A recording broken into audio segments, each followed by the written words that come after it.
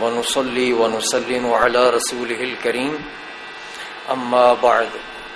فأعوذ بالله من الشيطان الرجيم بسم الله الرحمن الرحيم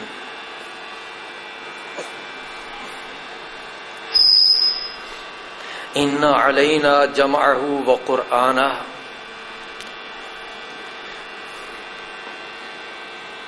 فإذا قرأناه فاتبع قرآنه صدق اللہ العظیم۔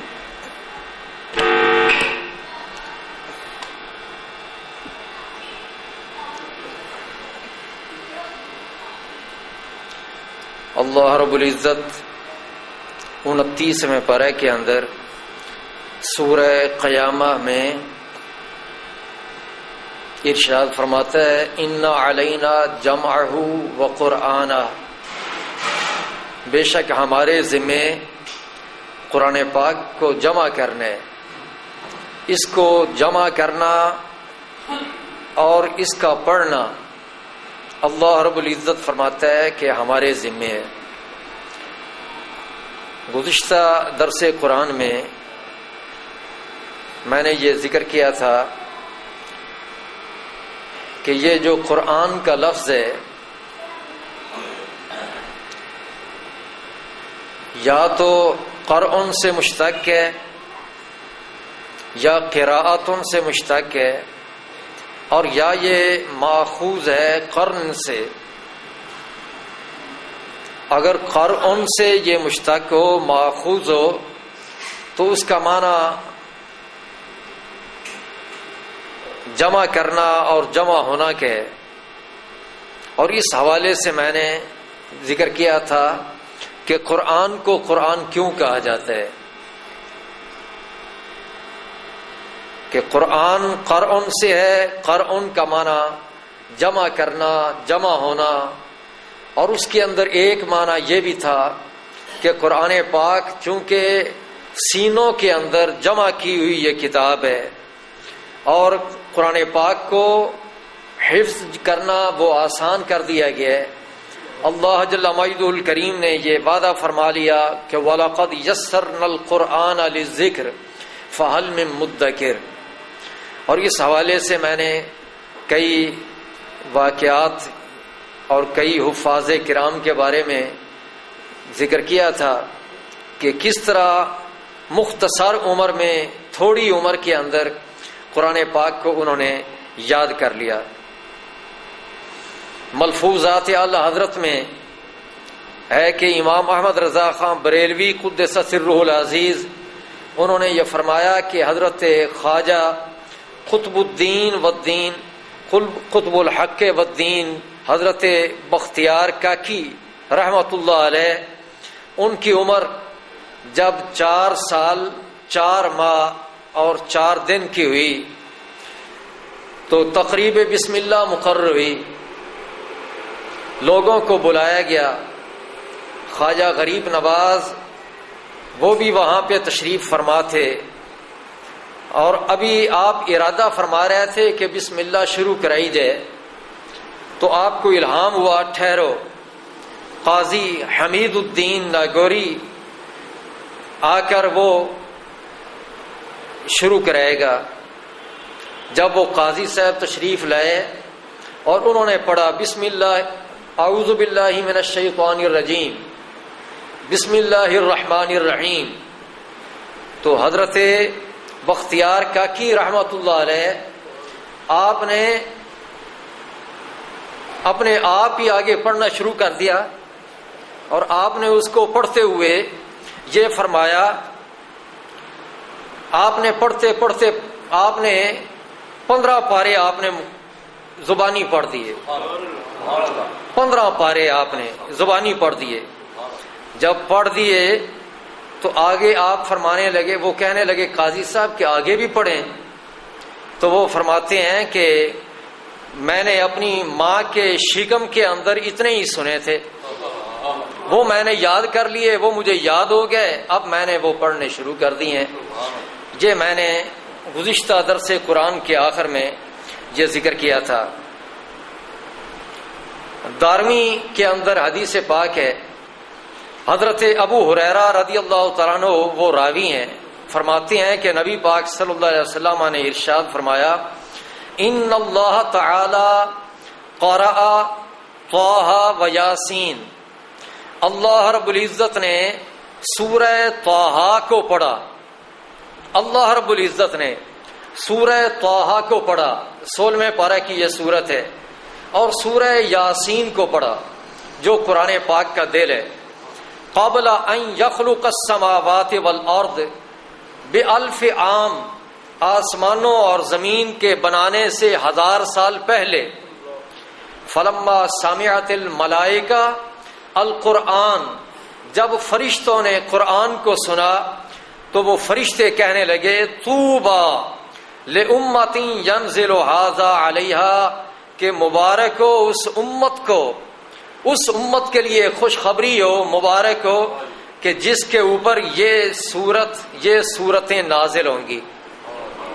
اور کہا کہ وطوبی لأجواف تحمل ھذا، مبارک ہو ان سینوں کو کہ جو سینے ان صورتوں کو یاد کریں گے اور اٹھائیں گے، جن سینوں کے اندر یہ صورتیں محفوظ ہوں گی، اور کہا فرشتوں نے وطوبی لألسنۃ تتکلم بھذا، مبارک ہو ان زبانوں کو، خوشخبری ہو ان زبانوں کے لیے جو ان کو پڑھا کریں گے اور ان کی تلاوت کریں گے، جو یہ رب نے پڑھ کے ہمیں سنائی ہے، یہ جو امت پڑھے گی اور ان کو پڑھ کر اپنی زبانوں پر جاری کر کے یہ شرف حاصل کرے گی، اس امت کو مبارک ہو۔ تو یہ قرآن پاک، اس کو سینوں کے اندر محفوظ بھی کیا گیا، اور اس قرآن پاک کو صرف محفوظ ہی نہیں کیا گیا بلکہ یہ قرآن پاک لوگوں کی زبانوں پر جاری بھی کیا گیا، سینوں میں بھی محفوظ ہے، حافظ قرآن پڑھے یا نہ پڑھے، وہ جہاں بھی ہوگا آپ سمجھیں کہ وہاں قرآن بھی ہے، قرآن پاک ساتھ ساتھ ہے۔ اللہ رب العزت نے یہ قرآن پاک کو حافظوں کے سینوں کے ساتھ اس کو اکٹھا کر دیا ہے، جمع کر دیا ہے کہ جہاں حافظ قرآن ہوگا وہاں پہ قرآن بھی ہوگا، نہ بھی پڑھے تو پھر بھی قرآن تو موجود ہے، اس کے دماغ میں، اس کے ذہن میں، اس کے دل میں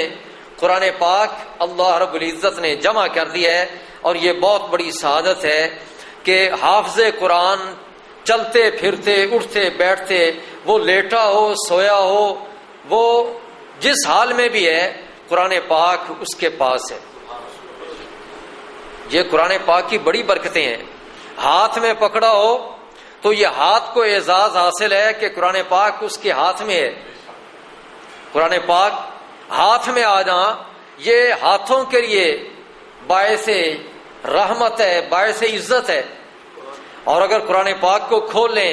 اس پہ ان کے حروف پہ نگاہ ڈالیں تو یہ شرف حاصل ہوتا ہے آنکھوں کو، عبادت ہے، دیکھنا بھی عبادت ہے قرآن پاک کا، پڑھنا تو آگے کی بات ہے، قرآن پاک کو کھول کے دیکھنا اور اس پہ نگاہ ڈالنا یہ بھی بڑی برکت کی بات ہے۔ لیکن قرآن پاک کو ہاتھ میں پکڑنا یہ اپنی جگہ پر برکت والی بات، قرآن پاک کو دیکھنا یہ اپنی جگہ پر برکت کی بات ہے، اور پھر زبان کے ساتھ قرآن پاک کو پڑھنا یہ اپنی جگہ پہ برکت کی بات ہے۔ یہ کئی برکتیں جمع ہو جائیں گی جب قرآن پاک کو پکڑا بھی جائے اور اس کو کھول کر دیکھا بھی جائے اور دیکھ کر پھر قرآن مجید کو پڑھا بھی جائے تو یہ کئی برکتیں جمع ہو جائیں گی۔ اب اس کے بعد یہ ساری برکتیں اپنی جگہ پر، اگر ہاتھ میں قرآن مجید ہے تو یہ ہاتھ میں قرآن مجید ہے، ہاتھ کے اندر تو نہیں ہے۔ اگر قرآن پاک کو دیکھا جا رہا ہے الفاظ کو تو یہ آنکھوں کے اندر تو وہ قرآن پاک نہیں، اب یہ نگاہ آنکھ جو ہے وہ اس کی طرف دیکھ رہی ہے اور یہ ایک تعلق پیدا ہو گیا ہے، یہ بھی برکت کی بات ہے۔ اور زبان کے ساتھ اگر پڑھا جا رہا ہے تو زبان کے ساتھ اس کی ادائیگی تو ہو رہی ہے، اپنے اپنے مخارج سے جو حروف کے نکلنے کی جگہ ہیں وہاں سے یہ حروف ادا ہو رہے ہیں، نکل رہے ہیں، لیکن وہ صرف زبان کے اندر زبان منہ کے اندر ہے، اور یہ صرف منہ کی حد تک ہے کہ منہ کے اندر یہ قرآن مجید ہے، اور جب اس کو پڑھا جا رہا ہے، آواز نکالی جا رہی ہے، تو پھر کان بھی اس سے لطف اندوز ہو رہے ہیں، حصہ پا رہے ہیں کہ یہ قرآن پاک کی آواز جب کانوں میں آئے گی تو قرآن پاک کی آواز کا کانوں کے اندر آنا یہ کانوں کے لیے باعث برکت ہے، شرف کی بات ہے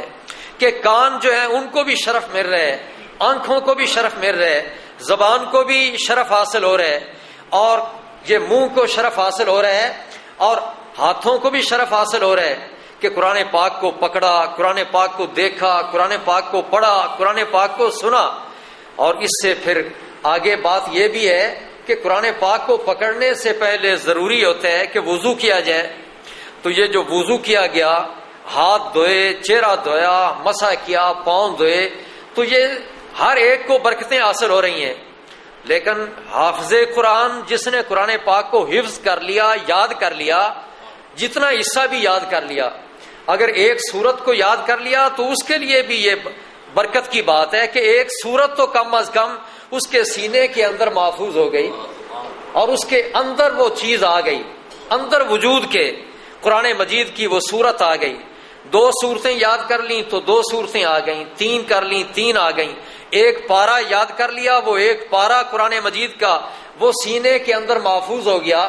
تو جس قدر یہ سورتیں، آیتیں، رکوع وہ سینے کے اندر محفوظ ہوتے چلے گئے، اسی قدر برکتیں بڑھتی چلی گئیں، حتیٰ کہ جو حافظ قرآن پورے قرآن پاک کو اپنے سینے کے اندر محفوظ کر لیں، ان کے وجود کے اندر قرآن مجید آ گیا، اور جس وجود کے اندر قرآن مجید آ جائے تو پھر اس کی برکتیں وہ بھلا کیا نہیں ہوں گی۔ یہ قرآن پاک جب دل کے اندر آ گیا، اور دل مرکز ہے پورے وجود انسانی کا، جب دل کے اندر قرآن مجید آ گیا اور قرآن پاک کو محفوظ کر لیا گیا، تو پھر سارے وجود کے اندر، ہر حصے کے اندر قرآن پاک کی برکتیں جو ہیں وہ پھیلتی چلی جائیں گی۔ تو یہ ذکر جمع کرنے کے حوالے سے کیا گیا تھا۔ ابن ماجہ کے اندر حدیث پاک ہے، 215 حدیث نمبر ہے۔ حضرت انس بن مالک رضی اللہ تعالیٰ عنہ وہ راوی ہیں کہ نبی پاک صلی اللہ علیہ وسلم نے ارشاد فرمایا، ان للہ اہلینا من الناس، بے شک اللہ کے اہل کچھ لوگ ہیں، اللہ کے اہل اللہ، کچھ لوگ وہ اہل اللہ ہیں، اللہ والے ہیں۔ صحابہ کرام نے عرض کیا، یا رسول اللہ من ہم، وہ اللہ والے کون ہیں، اللہ کے اہل کون ہیں، خاص وہ بندے کون ہیں جن کو اہل اللہ کہا جا رہا ہے، اللہ کے اہل کہا جا رہا ہے؟ تو نبی پاک صلی اللہ علیہ وسلم نے ارشاد فرمایا، ہم اہل القرآن، وہ قرآن والے ہیں، اہل اللہ و خاصتہ، وہ اہل اللہ بھی ہیں، وہ اللہ کے خاص بندے ہیں، قرآن والے۔ اب یہ لفظ عام ہے، خواہ کسی نے قرآن پاک کو یاد کر لیا ہے ان کے لیے بھی، اور جنہوں نے قرآن مجید کو یاد تو نہیں کیا لیکن قرآن مجید کو پڑھنے والے ہیں، یہ ان کے لیے بھی بشارت ہے۔ نبی پاک فرماتے ہیں کہ یہ اللہ والے ہیں، جو قرآن والے ہیں یہ اللہ کے خاص بندے ہیں۔ اور طبرانی شریف کے اندر حدیث پاک ہے، طبرانی کبیر میں امام طبرانی حضرت ابن عباس رضی اللہ عنہما سے روایت کرتے ہیں کہ نبی پاک صلی اللہ علیہ وسلم نے فرمایا، اشراف امتی حملۃ القرآن، کہ یہ جو قرآن کے حافظ ہیں یہ میری امت کے معزز ہیں، عزت والے اور شرف والے یہ میرے امت کے افراد ہیں۔ اور طبرانی کبیر کے اندر ہے، امام طبرانی سیدنا امام حسین رضی اللہ تعالیٰ عنہ سے روایت کرتے ہیں کہ نبی پاک صلی اللہ علیہ وسلم نے ارشاد فرمایا، حملۃ القرآن عرفاء اہل الجنت یوم القیامہ، کہ یہ جو قرآن پاک کو اٹھانے والے ہیں اور قرآن پاک کو یاد رکھنے والے ہیں، قرآن پاک کے جو حافظ ہیں، کل قیامت کے دن یہ اہل جنت کے عرفاء ہوں گے، جنتی لوگ ان کو پہچانیں گے اور جنتی لوگ ان کو پہچان ہوگی کہ یہ جو ہیں یہ حافظ قرآن ہیں. جہاں وہاں جنت کے اندر حفاظ کرام کو ایسے اعزاز و اکرام کے ساتھ نوازا جائے گا کہ عام اہل جنت کو حفاظ کرام کے بارے وہ آگاہی ہوگی اور وہ جانتے ہوں گے کہ یہ حفاظ ہیں. کتاب الفقی خطیب بغدادی ان کی ہے. امام شافعی رحمۃ اللہ علیہ اس میں ہے کہ فرماتے ہیں کہ من حافظ القرآن عظمت حرمتہ، جس نے قرآن پاک کو حفظ کیا اس کا بڑا مقام اور اس کا بڑا احترام ہے. اور ایک اور مقام پہ امام شافعی علیہ رحمہ وہ فرماتے ہیں من حافظ القرآن عظمت قیمتہ، کہ جس نے قرآن پاک کو حفظ کر لیا اس کی قدر و قیمت بہت ہے، بڑی عظیم قدر و قیمت ہے. وہ بڑی قدر والے لوگ ہیں جو قرآن پاک کو حفظ کر لیتے ہیں. تو یہ تو اگر قرآن کا معنی یوں کیا جائے کہ جمع کی ہوئی کتاب، تو پھر یہ قرآن کا لفظ یہ مشتق ہوگا لفظ قرآن سے، کیونکہ قرآن کا معنی ہے جمع کرنا. اور یہ جتنی باتیں ہیں یہ جمع کرنے کے حوالے سے تھیں، یعنی مختلف معنی بیان کیے گئے تھے، جس میں آخری معنی وہ یہ ذکر کیا گیا تھا کہ قرآن پاک چونکہ دلوں کے اندر جمع کر دیا گیا ہے اور ان کو لوگوں نے یاد کیا اور یاد کر رہے ہیں اور یاد کرتے رہیں گے. یہ سینوں کے اندر محفوظ کتاب ہے، چھوٹے چھوٹے بچے بھی اس کو یاد کر لیتے ہیں. اس بنا پہ اس کو قرآن کہا جاتا ہے. اس کا نام ہی قرآن رکھ دیا گیا اس اعتبار سے کہ یہ سینوں کے اندر رب کی طرف سے جمع کی ہوئی کتاب ہے. اور اللہ رب العزت فرماتا ہے ان علینا جمعہ، بے شک ہمارے ذمے اس کو جمع کرنا ہے. تو یہ جمع کا معنی چونکہ پایا جاتا ہے، رب نے یہ فرما دیا کہ ہمارے ذمے ہے اس کو جمع کرنا، یعنی سینے کے اندر محفوظ کرنا اور لوگوں کے لیے یاد کرنا قرآن پاک کو، یہ ہمارے ذمے ہے، اس لیے اس کو قرآن کہا جاتا ہے. اب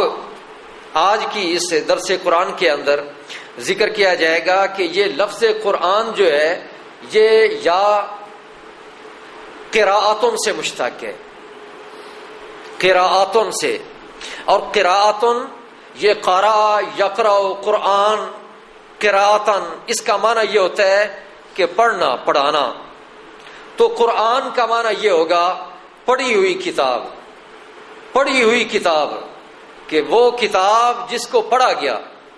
جس کو پڑھا جاتا ہے. پڑھی ہوئی کتاب اس کا معنی بنتا ہے قرآن کا، کہ پڑھی ہوئی کتاب.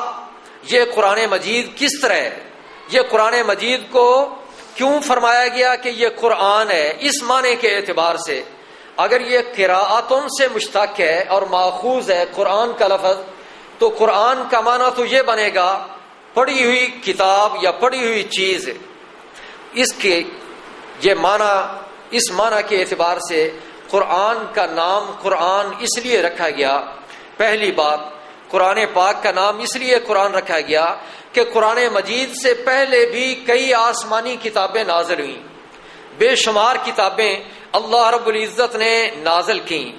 چند کا ذکر تو قرآن مجید میں صراحتاً ملتا ہے، تورات انجیل. تورات انجیل یہ دو کتابیں بڑی مشہور ہیں. اور اس کے علاوہ صحف ابراہیمی، صحف ابراہیم کا لفظ ہے، کئی صحیفے. اور زبور حضرت داؤد علیہ السلام پہ وہ نازل کی گئی. تو یہ کتابیں اللہ رب العزت نے پہلے بھی انبیاء کرام کو عطا فرمائیں. لیکن پہلے جو آسمانی کتابیں تھیں ان آسمانی کتابوں کے اندر کوئی بھی ایسی کتاب نہیں کہ جس کتاب کو پڑھ کر سنایا گیا ہو اور اس انداز میں وہ کتاب اتاری گئی ہو، بلکہ پہلی آسمانی جو کتابیں تھیں ان کو لکھ کر بھیجا گیا اور وہ اللہ کے نبیوں کو وہ کتابیں عطا کی گئیں، وہ صحیفے عطا کیے گئے، لکھے ہوئے وہ صحیفے تھے. لیکن یہ قرآن مجید یہ لکھی ہوئی کتاب نہیں بھیجی گئی، بلکہ یہ قرآن مجید یہ پڑھی ہوئی کتاب ہے۔ کس طرح پڑھی ہوئی کتاب؟ کہ اس کتاب کو اللہ رب العزت نے حضرت جبریل علیہ السلام کی ڈیوٹی لگائی کہ یہ کتاب کا، میری کتاب کا فلاں حصہ، فلاں آیت، فلاں صورت، فلاں موقع پر یہ لے کر جا میرے محبوب کے پاس، اور جا کر میرے محبوب کو پڑھ کر سنا، پڑھ کر سنا۔ اور حضرت جبریل علیہ السلام یہ قرآن مجید کی صورت یا آیت، جتنی آیتیں رب کی طرف سے حکم ملتا وہ آیتیں لے کر آتے، اور نبی پاک صلی اللہ علیہ وسلم کے سامنے پڑھ کر آپ سناتے، اور نبی پاک صلی اللہ علیہ وسلم وہ آیتیں، وہ صورتیں سن کر پھر نبی پاک صلی اللہ علیہ وسلم بھی ان کو پڑھا کرتے۔ تو یہ پڑھی ہوئی کتاب ہے۔ پہلے میں نے جو ایک حدیث ذکر کی ہے جس میں ذکر کیا کہ 1000 سال پہلے اللہ رب العزت نے سورہ طٰہٰ اور سورہ یاسین کو بھی پڑھا، تو یہ کتاب پھر پڑھی ہوئی معنی بنتا ہے، اس کتاب کا، قرآن کا معنی بنتا ہے پڑھی ہوئی کتاب۔ تو یہ کس کی پڑھی ہوئی کتاب ہے؟ اللہ کی پڑھی ہوئی کتاب، اللہ کی پڑھی ہوئی کتاب۔ رب نے بھی اس کو پڑھا، اس لیے اس کو کلام اللہ بھی کہا جاتا ہے، اللہ کا کلام، چونکہ سب سے پہلے اس کتاب کو رب نے پڑھا، اس لیے اس کو کلام اللہ کہا جاتا ہے۔ اب دیکھیں کسی کی بات ہو، کسی نے کوئی بات کی ہو اور اس کی بات کو میں دہراؤں اور کہوں کہ فلاں نے یہ بات کی ہے، تو وہ جو میں بات کروں گا اس بات کو یہ نہیں کہا جائے گا میرے حوالے سے کہ یہ بات یہ اشرفی صاحب کی ہے، محمد عرفان اللہ کی یہ بات ہے، بلکہ جس کا میں حوالہ دے کے بات کروں گا کہ فلاں نے یہ بات کی تو اسی کی بات کی جائے گی کہ اس نے یہ بات کی، یہ فلاں کی بات ہے۔ ایسے ہی اللہ رب العزت کا یہ کلام ہے، کلام اللہ اس کو کہا جاتا ہے۔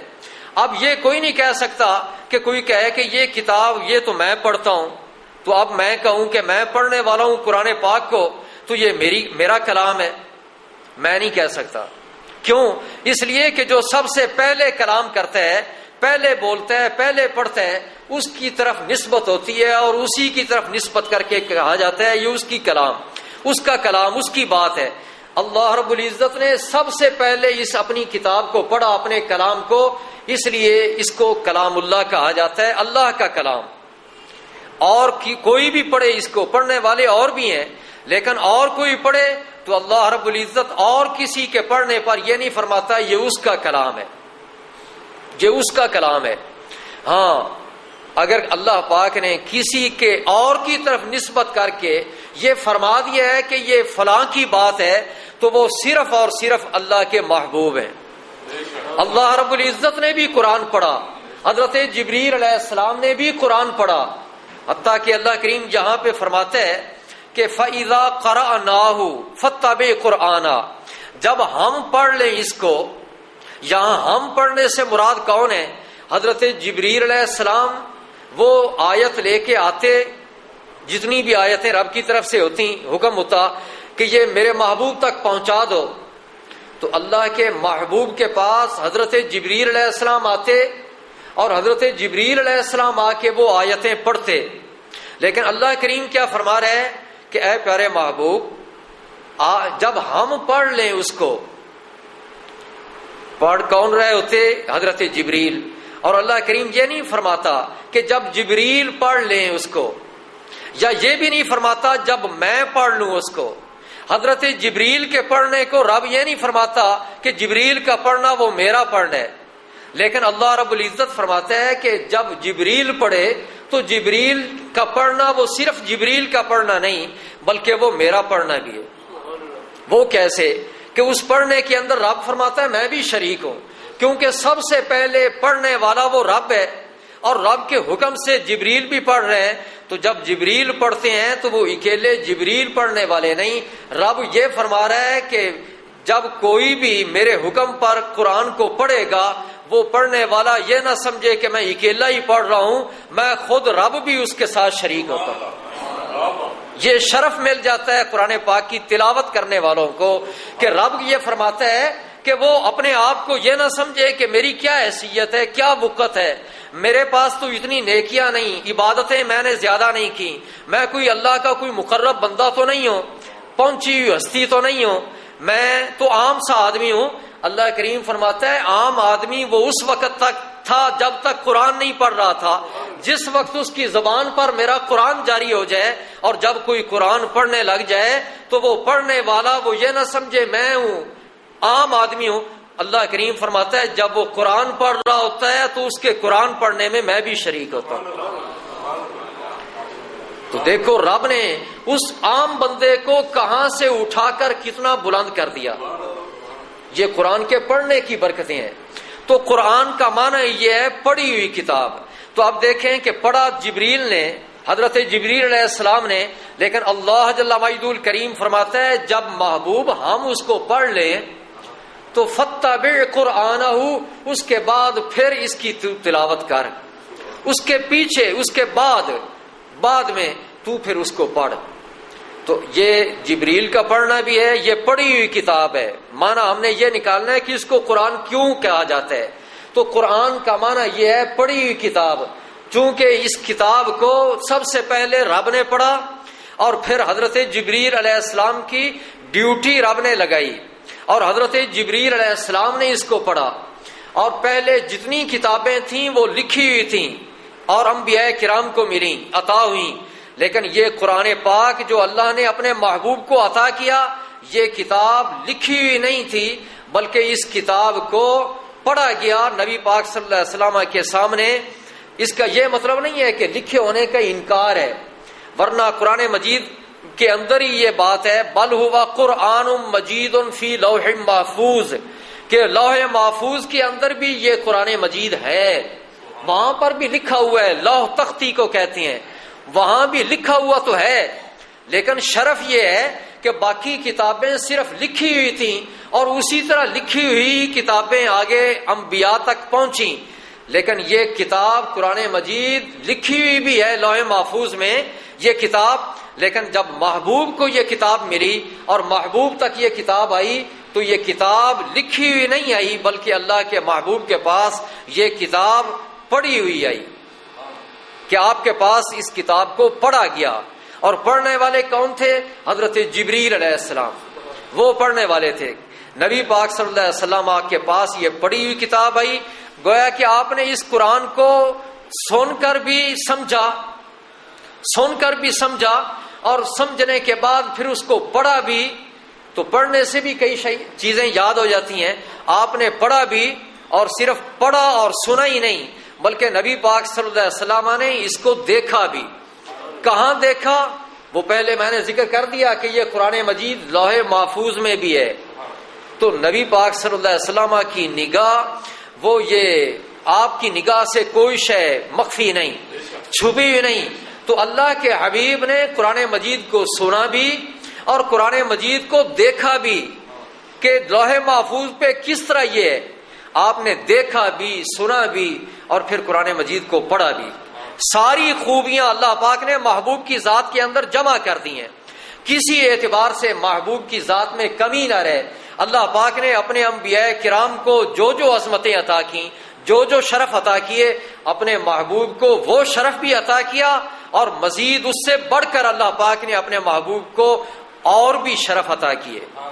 اس لیے امام بصیری فرماتے ہیں نا فاق النبیین فی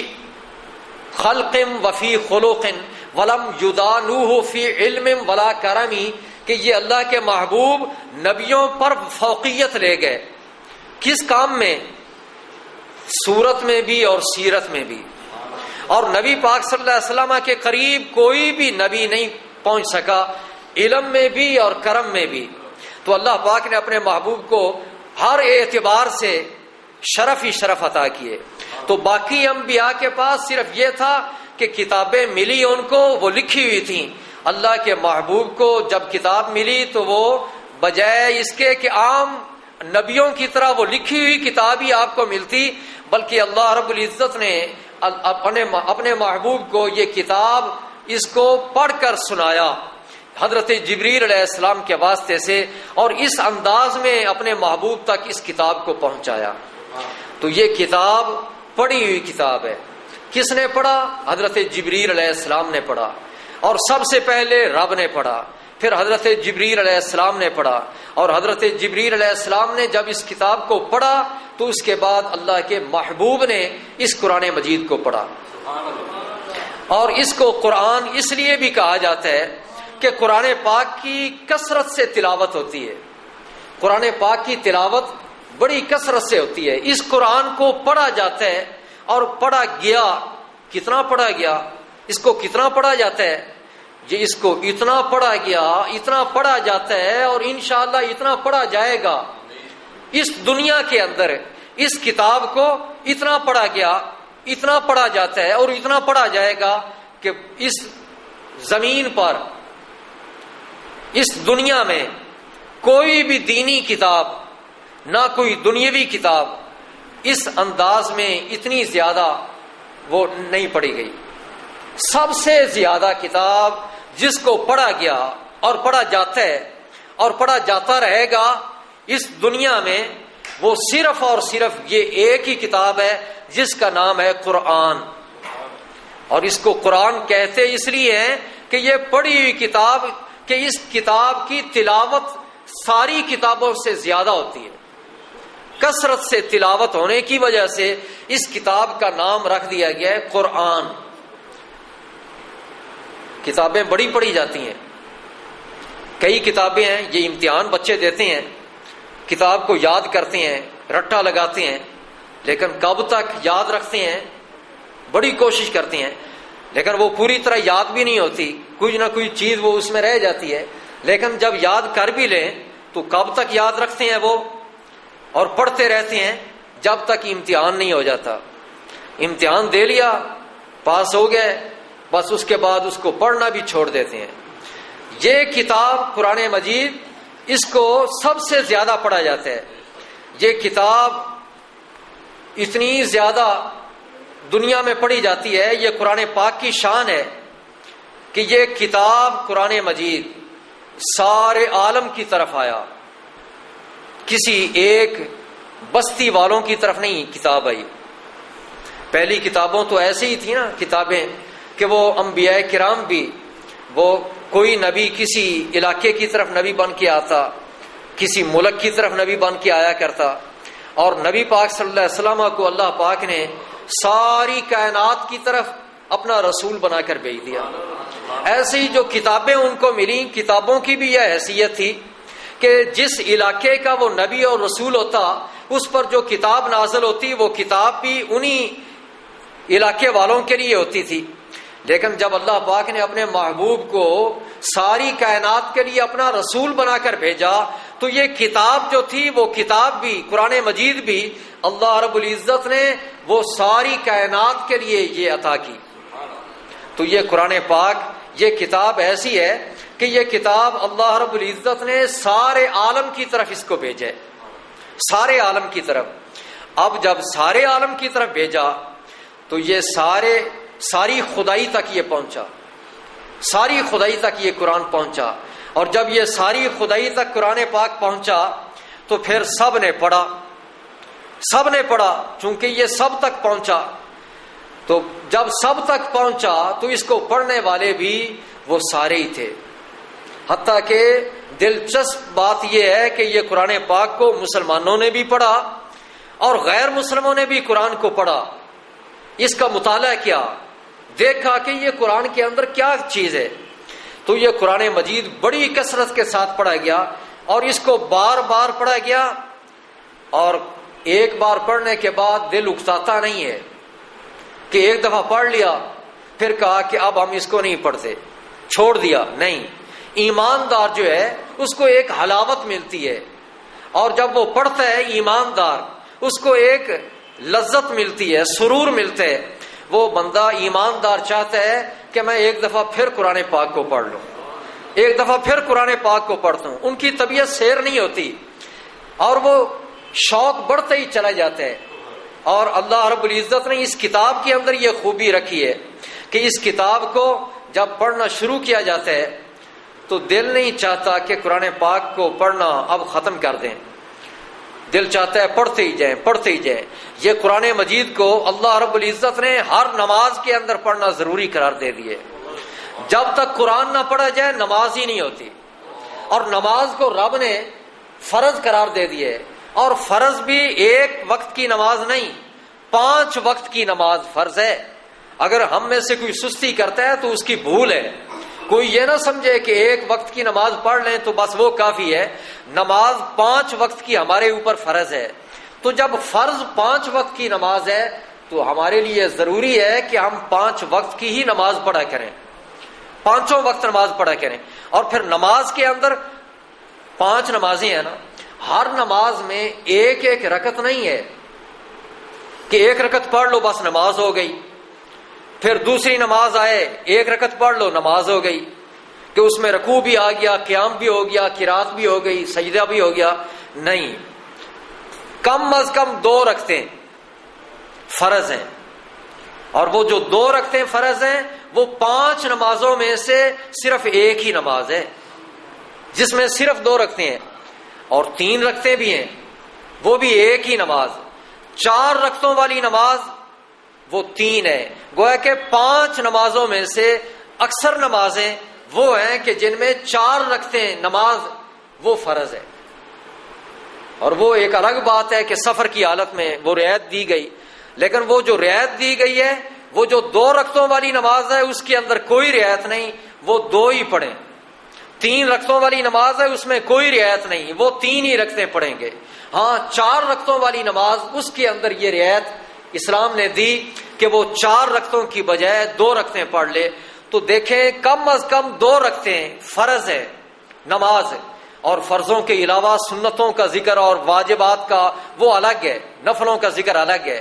اور رات کی جو قیام اللیل ہے، تہجد ہے، اشراق ہے، باقی نمازیں اوابین، ان کا آپ خود اندازہ لگا لیں کہ وہ کتنی رکعتیں بڑھتی چلی جائیں گی، اور ہر رکعت کے اندر قرآن مجید کو پڑھا جاتا ہے، ہر رکعت کے اندر قرآن مجید کو پڑھا جاتا ہے۔ صرف فرض نماز جو ہے اس میں یہ ہے کہ پہلی 2 رکعتوں کے اندر پڑھنا قرآن پاک کا یہ فرض ہے، اور بعد والی جو رکعتیں ہیں، تیسری یا چوتھی رکعت، اس کے اندر قرآن مجید کا پڑھنا فرض نہیں ہے، لیکن 2 رکعتوں کے اندر تو پڑھنا یہ فرض ہے۔ اگر نہیں پڑھیں گے قرآن مجید تو نماز ہی نہیں ہوگی، تو فرض نماز بھی نہیں ہوگی۔ تو فرض نماز اللہ رب العزت نے ایک نہیں رکھی، 5 نمازیں رکھی، اور پھر 5 نمازوں کے اندر اکثر نمازیں وہ 4 رکعتوں والی، اور 2 نمازیں ان میں سے ایک 2 رکعتوں والی اور ایک 3 رکعتوں والی، اور ہر فرض نماز کے اندر کم از کم ہر نماز کے اندر 2 رکعتوں کے اندر قرآن مجید کا پڑھنا وہ ضروری قرار دیا گیا، اس کے بغیر نماز نہیں ہوتی۔ تو آپ دیکھیں جب ہر ایک ایماندار پر نماز کو فرض کر دیا گیا، اور نماز کے اوقات کے ہیں وہ ہر جگہ الگ الگ ہیں، یہ سورج کے لحاظ سے ہیں کہ کبھی کہیں پہ سورج طلوع ہو چکا ہے، کہیں پہ نہیں ہوا، ایک جگہ پہ فجر کی نماز ادا کی جا رہی ہے، دوسری جگہ پہ وقتی ابھی نہیں۔ تو ایسے آپ دیکھیں، غور کریں تو ہر جگہ پہ کسی نہ کسی جگہ پہ وہ نماز پڑھی جا رہی ہوتی ہے، اور جب یہ نہیں ہے کہ نماز شروع کریں تو 1 منٹ کے اندر نماز سے فارغ بھی ہو جائے، بلکہ اس میں کچھ وقت لگتا ہے۔ خاص طور پہ پھر فجر کی نماز، اللہ رب العزت فجر کی نماز کے اندر قرآن مجید پڑھنے کا ذکر خصوصی طور پہ کرتا ہے، فرماتا ہے اقیم الصلاۃ لدلوک الشمس الی غسق اللیل وقرآن الفجر ان قرآن الفجر کان مشہودا۔ یہ جو قرآن پاک کا پڑھنا ہے نا فجر کی نماز کے اندر، یہ تو ایسا قرآن مجید کا پڑھنا ہے کہ اس میں فرشتے بھی حاضر ہوتے ہیں، قرآن پاک کو سننے کے لیے خاص طور پہ فرشتے وہ حاضر ہوتے ہیں اور قرآن پاک کی تلاوت کو وہ سنتے ہیں۔ تو یہ قرآن مجید یہ پڑھی ہوئی کتاب ہے، اور پڑھی جا رہی ہے اور پڑھی جاتی رہے گی، کیونکہ یہ قرآن مجید یہ اور کوئی نماز سے ہٹ کر نہ بھی پڑھے تو نماز پڑھنا تو فرض رب نے کر ہی دیا، تو جب نماز پڑھنا فرض ہے تو ہر صاحب ایمان 5 وقت کی جب نماز پڑھے گا تو ہر نماز کے اندر اور اس میں کم از کم 2 رکعتوں کے اندر قرآن پاک کی تلاوت بھی کرے گا۔ اور اگر جماعت کے ساتھ نماز پڑھی جا رہی ہے تو امام کے پیچھے تو منع ہے کہ قرآن پاک پڑھا جائے، لیکن امام تو لازمی طور پہ پڑھے گا، خواہ اونچی آواز میں وہ تلاوت ہو رہی ہے، نماز پڑھی جا رہی ہے، یا آہستہ آواز میں امام پڑھ رہے۔ امام کے پیچھے قرآن مجید کا پڑھنا منع کیا گیا ہے، لیکن یہ بات ذہن میں رکھیں کہ حدیث پاک ہے، نبی پاک صلی اللہ علیہ وسلم ارشاد فرماتے ہیں کہ امام کا قرآن پڑھنا وہ مقتدی کا قرآن پڑھنا ہے، لہٰذا کوئی یہ نہ سمجھے کہ ہماری نماز نہیں ہوگی، قرآن پڑھنا تو فرض تھا۔ نبی پاک صلی اللہ علیہ وسلم آپ کے اس فرمان کے مطابق جب امام قرآن مجید پڑھتا ہے تو پیچھے مقتدی نہیں بھی پڑھ رہے ہوتے تو ان کا یہ قرآن پاک پڑھا جانا لکھا جاتا ہے، تو وہ بھی بظاہر ان کی زبانیں خاموش ہیں، پڑھ نہیں رہے، لیکن ان کے نامہ اعمال کے اندر اللہ رب العزت یہ قرآن پاک کی تلاوت وہ لکھ دیتے ہیں، فرشتوں کی یہ ڈیوٹی لگا دی جاتی ہے، نامہ اعمال کے اندر قرآن مجید وہ لکھا جا رہا ہے، یعنی پڑھا نہیں جا رہا پھر بھی اس کو یہ شمار کیا جا رہا ہے کہ یہ قرآن مجید پڑھا جا رہا ہے۔ مقتدی حضرات قرآن مجید کو گویا کہ پڑھ رہے ہیں، اور امام تو لازمی طور پہ پڑھے گا، اگر امام نہیں پڑھے گا تو پھر کسی کی بھی نماز نہیں ہوگی۔ تو یہ قرآن مجید دیکھو ہر نماز کے اندر جب اس کو پڑھا جا رہا ہے، اور اوقات الگ الگ ہیں، اور پوری دنیا کے اندر کسی نہ کسی جگہ پر کسی نہ کسی وقت کوئی نہ کوئی نماز پڑھی جا رہی ہوتی ہے، تو گویا کہ ہر وقت قرآن مجید بھی پڑھا جا رہا ہے، ہر وقت قرآن مجید بھی پڑھا جا رہا ہے۔ آپ اس سے ہٹ کر دیکھیں کہ یہ کتنے مدارس ہیں جہاں پہ قرآن پاک کی تعلیم، قرآن پاک کو حفظ کرایا جاتا ہے، حفظ کرانے والے استاد موجود ہیں، بچے پڑھتے ہیں، جیسا کہ یہاں بھی قرآن مجید پڑھتے ہیں بچے۔ تو یہ قرآن مجید ہر وقت وہ بچے مدارس کے اندر، پھر اوقات الگ الگ ہیں، تو مدارس کے اندر بچے قرآن مجید جو حفظ کرنے والے ہیں وہ قرآن مجید ان کی زبانوں پر جاری ہے، وہ پڑھ رہے ہیں قرآن مجید۔ چھوٹے چھوٹے بچے جو نابالغ ہیں، جو معصوم ہیں، گناہ گار نہیں، ان کے گناہ لکھے ہی نہیں جاتے، ان کی زبانوں پر بھی یہ تلاوت جاری ہے، قرآن مجید کو وہ بھی پڑھے جا رہے ہیں، بڑے بھی پڑھتے ہیں، چھوٹے بھی پڑھتے ہیں، کمزور بھی پڑھتے ہیں، عورتیں بھی پڑھتی ہیں، مرد بھی پڑھتے ہیں، ہر کوئی اس قرآن مجید کو پڑھے جا رہا ہے۔ تو یہ کثرت کے ساتھ قرآن مجید کی تلاوت چونکہ ہوتی ہے، اس لیے اس کا نام ہے قرآن، کہ پڑھی ہوئی کتاب۔ واقعی یہ کتاب ایسی ہے کہ پڑھنے کا حق ادا ہو گیا، کہ اللہ رب العزت نے ایسا یہ مختلف صورتیں بنا دی ہیں کہ کوئی وقت ایسا نہ آئے کہ کوئی بندہ کسی وقت وہ قرآن پاک کی تلاوت نہ کر رہا ہو۔ یہ ڈیوٹیاں لگ گئی ہیں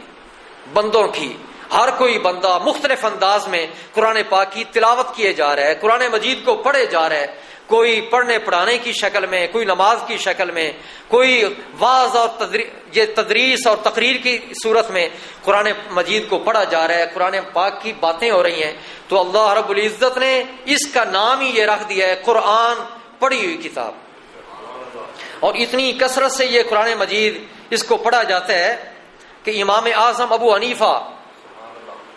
ان کے بارے میں یہ آتا ہے کہ وہ ایک رکعت میں پورا قرآن مجید ختم کر لیا کرتے تھے، ایک رکعت کے اندر پورا قرآن مجید۔ حضرت مولا علی کرم اللہ تعالی وجہ الکریم کے بارے تو وہ مشہور ہے، سنا ہوگا آپ نے پہلے بھی، کہ آپ جب ایک طرف اپنا پاؤں رکھتے رکاب میں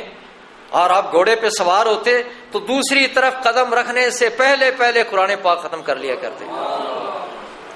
اور باقی رہا یہ ہو کیسے جاتا ہے، یہ اللہ پاک قدرتیں بھی دے دیتے ہیں۔ پھر جو اللہ والے ہو جاتے ہیں نا، اور بلند جن کو درجہ اور مقام مل جاتا ہے، پھر وہاں ہماری عقلیں جواب دے جاتی ہیں۔ جب وہ اللہ والے ہو جاتے ہیں تو پھر اللہ پاک ان کو ایسا شرف عطا کرتا ہے کہ دنیا دنگ رہ جاتی ہے، عقلیں حیران ہو جاتی ہیں، اور بندے سوچتے رہ جاتے ہیں یہ ہو کیسے گیا، لیکن رب ہے کرنے والا اور کرانے والا، پیچھے سے رب کی قوت ہے۔ حضرت علی المرتضیٰ کرم اللہ تعالی وجہ الکریم کی ذات تو وہ ہے کہ 500 افراد سے وہ دروازہ در خیبر نہ اٹھنے والا دروازہ، وہ ایک حضرت علی المرتضیٰ وہ اپنے ہاتھوں سے وہ اس کو اکھیڑ لیتے ہیں، اٹھا لیتے ہیں۔ تو یہ قوت ہے جو رب عطا کر دیتے ہیں۔ حضرت امام اعظم ابو حنیفہ ان کے بارے میں یہ بھی آتا ہے کہ جس جگہ ان کا وصال ہوا، وفات ہوئی، وہاں پہ 70,000 مرتبہ انہوں نے قرآن پاک ختم کیا تھا۔ 70,000، ہزار کا نام لینا آسان ہے، 70,000 مرتبہ وہاں پہ آپ نے قرآن مجید ختم کیا جس جگہ پہ آپ کا وصال ہوا۔ اور امام ابو یوسف فرماتے ہیں کہ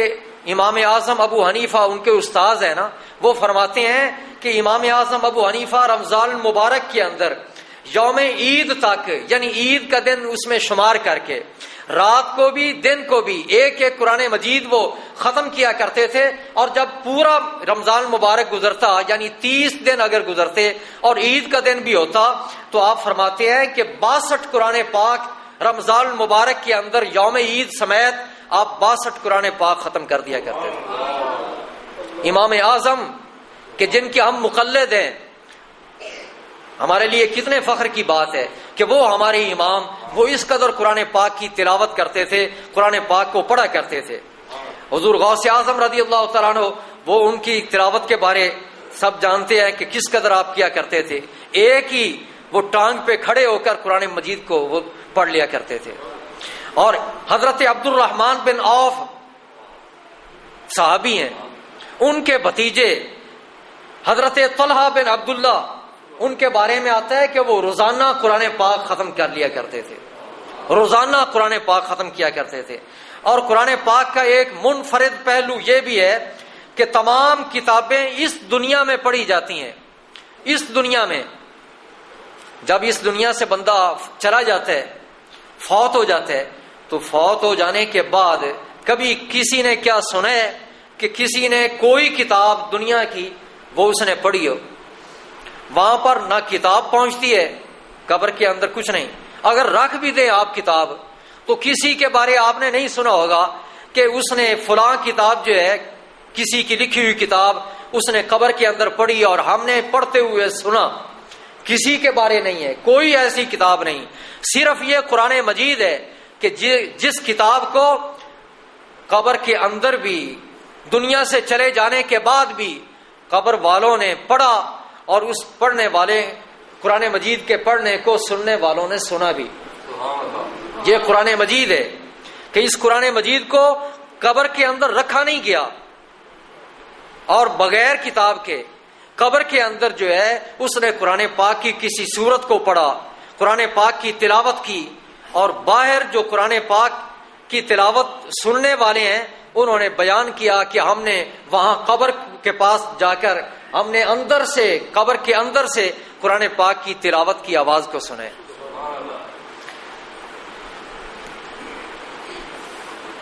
بے شمار واقعات ایسے ہیں. حضرت ثابت بنانی کا واقعہ بہت مشہور ہے اور متعدد کتابوں کے اندر ذکر کیا گیا ہے کہ آپ کی قبر سے تلاوت قرآن پاک وہ سنی جاتی تھی.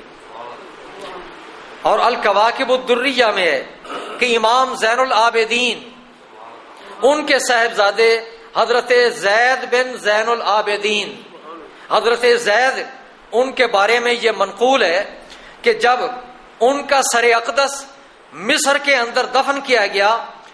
تو لوگ ان کی قبر سے تلاوت قرآن کی آواز سنا کرتے تھے. جس وقت دفن کیا گیا تھا، یہ اس وقت کی بات ہے کہ ان کے سر مبارک سے ان کو دفن کیا گیا تھا، صرف سر مبارک کو، تو ان کی قبر سے یہ قرآن پاک کی تلاوت کی آواز آتی تھی. اور اسی طرح امام مناوی علیہ الرحمہ لکھتے ہیں کہ حضرت احمد بن محمد توسی، ان کی قبر سے ہر جمعہ کی رات تلاوت قرآن پاک کی آواز سنی جاتی تھی. اور حضرت آمنہ بنت موسیٰ کاظم، جو کہ بیٹے ہیں حضرت امام جعفر صادق کے، حضرت آمنہ، ان کے بارے میں آتا ہے کہ ان کی قبر انور سے رات کے وقت قرآن پاک کی تلاوت کی آواز آیا کرتی تھی. اور شیخ علی العیاشی، جو کہ اہل قلب حضرات میں سے ہیں، اللہ کے خاص بندوں میں سے ہیں، وہ یہ بیان کرتے ہیں کہ ایک مرتبہ وہ امام شعرانی علیہ الرحمہ کے جد کریم حضرت علی بن شہاب الدین شعراوی، ان کے روضہ کے اندر گئے اور اندر جا کر وہ ٹھہرے ہوئے تھے، تو انہوں نے وہاں سنا کہ شیخ کی قبر سے قرآن پاک کی تلاوت کی آواز آ رہی ہے. انہوں نے اندر سے یہ سنا قرآن پاک کی تلاوت کی آواز آ رہی ہے، اور وہ قرآن پاک کی کیا تلاوت کر رہے تھے، کون سی سورت تلاوت کر رہے تھے، وہ یہ فرماتے ہیں کہ وہ جو میں نے تلاوت کی آواز سنی وہ سورہ مریم کی تلاوت انہوں نے شروع کی۔ 16ویں پارہ کے اندر سورہ مریم ہے، سورہ مریم کی تلاوت انہوں نے شروع کی، اور وہ پڑھتے پڑھتے پڑھتے پڑھتے سورہ الرحمن پر انہوں نے اختتام کیا۔ 27ویں پارہ کے اندر سورہ الرحمن ہے، 16ویں پارہ سے وہ تلاوت کی وہ آواز کو سننا شروع کیا، تو وہ پڑھتے رہے پڑھتے رہے پڑھتے رہے حتیٰ کہ سورہ الرحمن پہ اختتام کیا، اور جب ادھر فجر طلوع ہو گئی تو خاموشی ہو گئی، اندر سے آواز آنا بند ہو گئی۔ اور مرقات شریف میں، مشکات شریف کی یہ شرح ہے ملا علی قاری علیہ رحمہ کی، اس میں ملا علی قاری وہ یہ لکھتے ہیں کہ ایک شخص ہر روز سحری کے وقت اپنے شیخ کے ساتھ قرآن پاک کے 10 پارے دور کیا کرتا تھا۔ پچھلی رات اٹھ کر، ہم تو سوئے رہتے ہیں، اللہ والے ایسے تھے کہ وہ رات کو اٹھ کر وہ تلاوت کرتے تھے، اور وہ ایک شخص سحری کے وقت اٹھ کر اپنے شیخ کے ساتھ قرآن پاک کے 10 پاروں کا دور کرتے تھے۔ دور کرنا کیا ہوتا ہے؟ جیسے نبی پاک صلی اللہ علیہ وسلم بھی حضرت جبریل علیہ السلام کے ساتھ رمضان المبارک میں یہ قرآن پاک کا دور کرتے تھے کہ حضرت جبریل علیہ السلام نبی پاک کو قرآن پڑھ کے سنایا کرتے، اور نبی پاک صلی اللہ علیہ وسلم حضرت جبریل علیہ السلام کو قرآن پاک پڑھ کے سنایا کرتے تھے۔ ہر رمضان المبارک کے اندر ایک قرآن پاک کا دور ہوتا تھا، اور جس سال آپ کا وصال ہونا تھا اس رمضان المبارک میں 2 مرتبہ قرآن پاک کا دور نبی پاک صلی اللہ علیہ وسلم نے حضرت جبریل علیہ السلام کے ساتھ کیا۔ یہ پڑھی ہوئی کتاب ہے، یعنی یہ نہیں کہ ایک دفعہ حضرت جبریل نے پڑھ دیا اور بس، اور نبی پاک نے ایک دفعہ پڑھ دیا، اس کو بار بار پڑھا جاتا رہا۔ حضرت جبریل علیہ السلام بھی بار بار پڑھتے رہے، نبی پاک صلی اللہ علیہ وسلم بھی اس کو بار بار پڑھتے رہے۔ اور وہ ذکر میں کر رہا تھا کہ ملا علی قاری لکھتے ہیں کہ وہ شخص سحری کے وقت اپنے شیخ کے پاس وہ قرآن پاک کے 10 پاروں کا دور کیا کرتا تھا۔ تو ہوا کیا کہ وہ شیخ فوت ہو گئے، ان کا وصال ہو گیا۔ جب فوت ہو گئے تو حسب عادت وہ شخص اپنے شیخ کی قبر کے پاس پہنچا، سحری کے وقت پچھلی رات اپنے شیخ کی قبر پہ پہنچا، اور وہاں پہ جا کر اس نے پڑھنا شروع کر لیا خود اپنے طور پہ 10 پارے۔ اس نے جو ایک عادت تھی، معمول تھا، اس کے مطابق قرآن پاک کے جب 10 پارے پڑھ لیے، جب پڑھ کے وہ فارغ ہوا شخص، تو کیا وہ دیکھتا ہے، سنتا ہے کہ جب 10 پارے پورے ہوئے تو قبر سے، ان کی قبر سے آواز آئی، اور آواز کیا تھی کہ وہ شیخ جو ہیں وہ قرآن پاک کے انہی پاروں کی وہ تلاوت کر رہے ہیں جو یہ پہلے پڑھ چکے تھے، انہی پاروں کو وہ شیخ قبر کے اندر سے پڑھ رہے ہیں، اور وہ آواز جو ہے وہ بہر ان کو سنائی دے رہی ہے۔ اور حضرت ابن عباس ان سے یہ مروی ہے کہ ایک صحابی تھے، ان کو پتہ نہیں تھا کہ یہاں پہ قبر ہے کسی کی، انہوں نے قبر پر اپنا خیمہ لگا لیا، رات کا وقت تھا، انہوں نے کچھ دیر کے لیے وہاں پہ ٹھہرنا تھا، آرام کرنا تھا، پھر آگے سفر کرنا تھا۔ تو اس صحابی نے اپنا خیمہ وہاں پہ لگا لیا، اور وہ رات کا وقت تھا، آرام کرنے لگ گئے۔ تو جب وہاں پہ رات کا وقت تھا اور کوئی تو وہاں تھا نہیں، اور ان کو یہ پتہ بھی نہیں تھا یہاں پہ قبر ہے، انہوں نے رات کے وقت کیا سنا کہ کوئی سورہ ملک کی تلاوت کر رہے، رات کے وقت سنا انہوں نے کہ کوئی سورہ ملک کی تلاوت کر رہے، تبارک الذی بیدہ الملک، یہ سورت پڑھ رہے۔ اور آپ نے سنا، اور سننے کے بعد کیا کہ وہ پوری سورت پڑھی گئی آخر تک۔ جب سورت مکمل ہوئی تو اس کے بعد وہ صحابی نبی پاک صلی اللہ علیہ وسلم کی بارگاہ میں جب پہنچے، حاضر ہوئے، اور جا کر نبی پاک صلی اللہ علیہ وسلم سے عرض کیا کہ یا رسول اللہ، میں نے عجیب آج ایک چیز دیکھی ہے کہ خیمہ میں نے ایک جگہ پہ لگایا آرام کرنے کے لیے، تو رات کے وقت میں نے وہاں پہ سنا، کوئی اور شخص تھا نہیں، لیکن میں نے سنا کہ سورہ ملک کی وہاں پہ تلاوت ہو رہی تھی۔ تو نبی پاک صلی اللہ علیہ وسلم نے فرمایا کہ یہ سورت تو عذاب سے بچانے والی ہے، یہ سورت تو نجات دلانے والی ہے، تو نبی پاک صلی اللہ علیہ وسلم نے بھی تردید نہیں کی. گویا کہ نبی پاک صلی اللہ علیہ وسلم نے یہ ان کی بات کو سن کر یہ آپ نے خاموشی اختیار کر کے انکار نہ کر کے یہ بتا دیا. یہ مرفوع حدیث سے ثابت ہو گیا. یہ نبی پاک صلی اللہ علیہ وسلم کی یہ تقریر گویا کہ حدیث تقریری ہے. تقریری حدیث اس کو کہتی ہیں. قولی حدیث وہ ہوتی ہے کہ نبی پاک بات فرما دیں کہ ایسے ہے، اور جب ہم اس کو آگے بیان کریں کہ نبی پاک نے یہ فرمایا، وہ حدیث قولی ہے. اور حدیث فعلی یہ کہ ہم یہ کہیں کہ فلاں صحابی نے یہ بیان کیا کہ نبی پاک صلی اللہ علیہ وسلم نے یہ کام کیا. اور تقریری حدیث اس کو کہتے ہیں کہ کسی صحابی نے کوئی بات کی نبی پاک کے سامنے، یا کوئی کام کیا نبی پاک کے سامنے، یا کوئی کسی صحابی کے سامنے کوئی کام ہوا اور وہ صحابی خاموش رہے اور اس نے روکا نہیں، اور نبی پاک کے سامنے یہ سب کچھ ہوا اور نبی پاک نے روکا نہیں، کچھ نہیں فرمایا، خاموشی اختیار کی، تو اس کو کہتے ہیں کہ یہ حدیث تقریری ہے. یعنی اس بات کو یا اس فعل کو نبی پاک صلی اللہ علیہ وسلم نے ثابت رکھا، انکار نہیں کیا، روکا نہیں، تو وہ بھی حدیث ہی ہے، وہ بھی نبی پاک کی ہی حدیث ہے. تو یہ حدیث تقریری سے ثابت ہوا کہ قبر کے اندر بھی تلاوت کرنے والے وہ تلاوت کرتے ہیں. اور یہ ضروری، یہ اگر ہمیں سنائی نہیں دیتا تو اس کا یہ مطلب نہیں کہ تلاوت کرنے والا اب کوئی رہا نہیں. یہ تو آواز سنائی جانے کی بات ہے. ہاں قرآن پاک کی تلاوت ہوتی ہے، لیکن بعض اوقات سننے والوں کو سنائی دے دیتی ہے آواز، اور بعض دفعہ وہ آواز نہیں آتی. اس میں حکمتیں اللہ پاک کی. تو یہ تو بات میں نے دو باتیں کر دی آج کے اس درس کے اندر. ایک تو یہ کہ قرآن پاک کی تلاوت اس دنیا کے اندر پوری روئے زمین پر اس کتاب کی تلاوت جتنی زیادہ ہوئی اور جتنی زیادہ ہو رہی ہے اور جتنی یہ تلاوت زیادہ ہوگی قیامت تک، اور کوئی کتاب اس روئے زمین پر نہیں کہ جس کی تلاوت اتنی زیادہ ہو.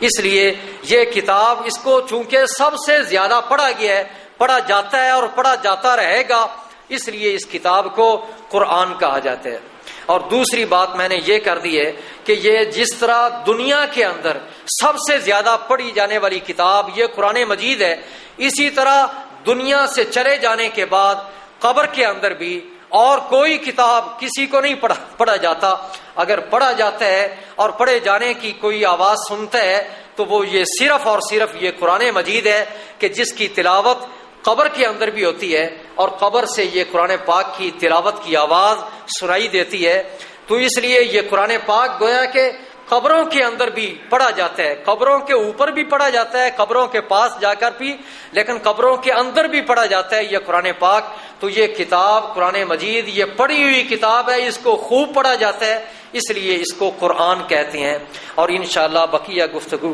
اگلے درس قرآن کے موقع پہ ہوگی کہ یہ صرف قبر کی بات ہی نہیں، پھر اس کے بعد حشر کے اندر بھی کیا ہوگا، اور قبر کے اندر بھی یہ جو حافظ قرآن ہوتے ہیں، قرآن پاک کو حفظ کرنے والے، جہاں پہ وہ رک جاتے ہیں تو فوت ہو جاتے ہیں، تو قبر کے اندر ڈیوٹی لگ جاتی ہے فرشتوں کی کہ آگے قرآن پاک تم نے یاد کرانا ہے. تو پڑھنے پڑھانے کا سلسلہ قبر کے اندر رہتا ہے. جب وہ قیامت کے دن حافظ قرآن اٹھے گا تو وہ بھی اس حال میں اٹھے گا کہ پورا قرآن پاک اس کو یاد ہوگا. اور پھر جنت کے اندر بھی قرآن پاک کی تلاوت ہوگی، قرآن پاک کو خوب پڑھا جاتا ہے اور پڑھا جاتا رہے گا. اللہ رب العزت ہمیں یہ توفیق عطا فرمائے کہ ہم بھی باقی ساری کتابوں سے زیادہ قرآن پاک کی تلاوت کریں، اور قرآن پاک کی تلاوت کرتے کرتے ہماری روح پرواز کر جائے، اور جب ہم قبروں کے اندر جائیں تو قبروں میں بھی ہم قرآن پاک کی تلاوت کریں. اور یہ قرآن مجید ایک ایسی کتاب ہے کہ کئی بچے جب قرآن پاک پڑھتے ہیں نا اور ایک وہ مشق کرتے ہیں قرآن پاک کو پڑھنا، ہر وقت معمول بنا لیتے ہیں، پھر وقت ایسا بھی آ جاتا ہے کہ خواب کے اندر بھی کئی دفعہ یہ ایسے ہوا ہے کہ سنا بھی ہے، سننے میں بھی آیا اور پڑھنے میں بھی، کہ کئی دفعہ ایسے ہو جاتا ہے کہ وہ خواب کے اندر بندہ ہوتا ہے اور خواب کے اندر وہ بندہ جیسے اور خواب آتے ہیں وہ قرآن پاک کی تلاوت بھی کر رہا ہوتا ہے. اور کئی دفعہ ایسے بھی ہوتا ہے پاس بیٹھنے والا وہ دیکھتا ہے کہ یہ سویا ہوا شخص ہے، اور وہ سویا ہوا شخص جیسے عام کوئی اور بھی بات کر لیتا ہے، کئی دفعہ سویا ہوا ہے لیکن اسے نہیں پتا کہ میں کیا کر رہا ہوں، لیکن پاس بیٹھا ہوا شخص وہ بعد میں پوچھتا ہے کہ تو ایسے بات کر رہا تھا، وہ کہتا ہے مجھے تو پتا نہیں، میں تو سویا ہوا تھا. تو ایسے ہی قرآن پاک کی تلاوت کی آواز بھی سوئے ہوئے شخص سے بھی سنائی دے دیتی ہے, اور وہ سویا ہوا شخص وہ سو کر بھی قرآن پاک کی تلاوت کر رہا ہوتا ہے. اللہ رب العزت ہم سب کو یہ قرآن پاک کے ساتھ نسبت اور قرآن پاک کے تعلق کو برقرار رکھے, اور قیامت کے دن اللہ پاک ہم سب کو یہ سعادت عطا فرمائے کہ جنت کے اندر بھی قرآن پاک کی ہم تلاوت کریں. وآخر دعوانا ان الحمد للہ رب العالمین.